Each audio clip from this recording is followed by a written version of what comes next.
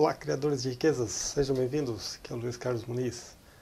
Hoje nós vamos fechar esse tema que nós estamos vindo na série sobre juros e vamos falar por que a sua dívida ou a minha dívida quando nós fazemos alguma compra ou algum financiamento que usa juros compostos, né?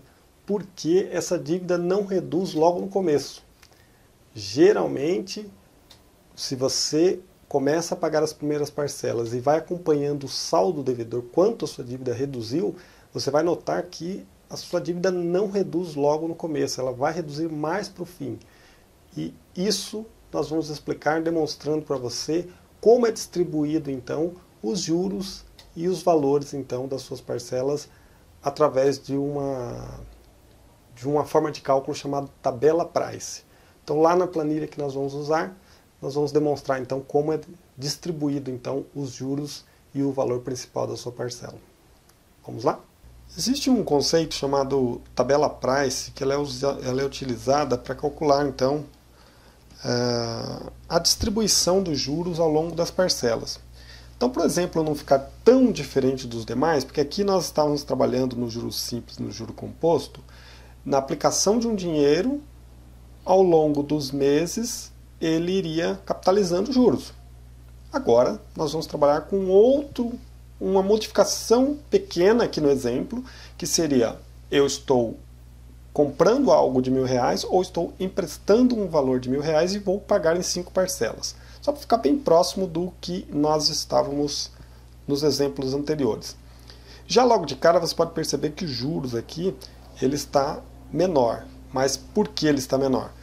Porque você vai pagando ao longo dos meses. Por isso, então, que os juros aqui não ficou alto conforme os outros. Ele ficaria aqui mais ou menos nesse mesmo patamar. Então vamos entender o que acontece quando você vai, então, quitando as suas parcelas. A tabela Price, ela prioriza remunerar primeiro a instituição que te vendeu ou que te emprestou o dinheiro para depois amortizar a sua dívida. Veja aqui que agora nós estamos trabalhando também com uma coluna a mais, chamada amortização. Aqui são os valores das parcelas, geralmente você paga parcelas fixas. Aqui é quanto de juros você está pagando em cada parcela. E aqui é o juro acumulado, né, que você já tinha. E aqui quanto da sua dívida está diminuindo a cada parcela. Olha só como funciona. A primeira parcela, ela prioriza pagar o juro que você deve e coloca a amortização, a redução da sua dívida em segundo plano. Veja aqui, ó, que você começa reduzindo a sua dívida menos e pagando mais juros. Então, nesse primeiro momento, você paga, por exemplo, 20 de juros na primeira parcela, mas a sua dívida reduziu 192. Na segunda parcela, você já paga um pouco menos de juros, porque você já pagou mais aqui na primeira, e a sua redução da dívida aumenta um pouquinho. Veja que aqui já baixou bastante os seus juros, por quê? Porque ele está priorizando receber primeiro os juros. E aqui ó, aumentou um pouquinho daquilo que diminuiu na sua dívida. E quando você chega no final, veja que o banco ou a loja que te vendeu, ela já nem tem quase mais nenhum risco daquela compra. Por quê? Porque ela já recebeu o que era dela aqui, ó, e aqui que a sua dívida diminui.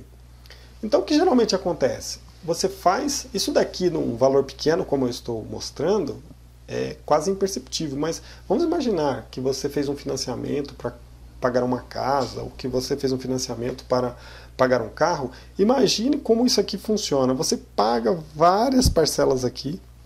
Geralmente você vai fazer lá de 24, 36, 60 meses, quando são imóveis, geralmente 240 meses. Então você passa meses e meses pagando primeiro o juro.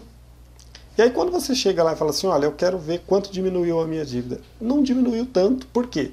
Porque a prioridade é pagar o juro. Esse então é o motivo porque você geralmente está pagando um financiamento, está pagando uma compra que tem várias parcelas, e vai passando os meses e você fala, poxa, eu pago parcela e a minha dívida não reduz. Por quê? Porque a prioridade é dada para quem te vendeu ou para quem prestou o dinheiro para você receber primeiro o juro dele para depois abater o valor de quanto você realmente emprestou. Veja aqui, ó, a soma de tudo isso dá 1.000, que é o que você emprestou lá ou comprou logo no começo. Mas ele foi reduzindo só lá no final que ele reduziu mais. Aqui no começo ele reduziu menos. Aqui é o juro que você vai pagar total. Mas veja que você pagou muito mais no começo e bem menos no final. Essa é a lógica. Espero então que vocês tenham gostado do conteúdo e nós nos encontramos então numa próxima oportunidade. Até mais!